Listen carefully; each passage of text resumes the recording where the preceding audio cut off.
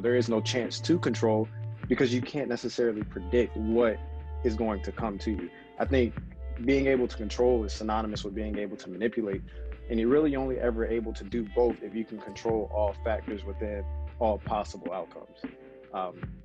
Case in point, I think the most obvious example to me that, emotions can't necessarily be controlled is the importance of mental health. I mean, depression, anxiety, all that stuff, it centers in, your emotional core. There's something there that is uncontrollable to where you can't necessarily, do what you need to do to where it's, alrighty, I have depression under control. It's no longer something I need to worry about. The stuff is always going to keep coming back.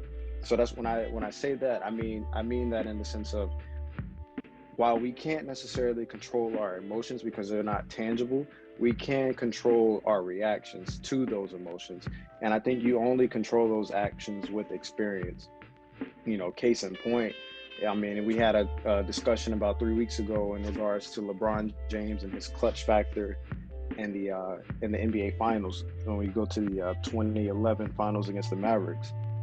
I mean, there's no doubt in my mind that there is some emotion that he felt during that time that caused him to underperform. But if we watch his every performance after that, he was on top of his game. He had that control. He had the emotional intelligence to where even if you're feeling that nervousness, even if you're feeling that anxiety, you now have a remedy because of that experience. That's not to say that, okay, he's dealt with anxiety. He now knows how to control that anxiety and he no longer feels it.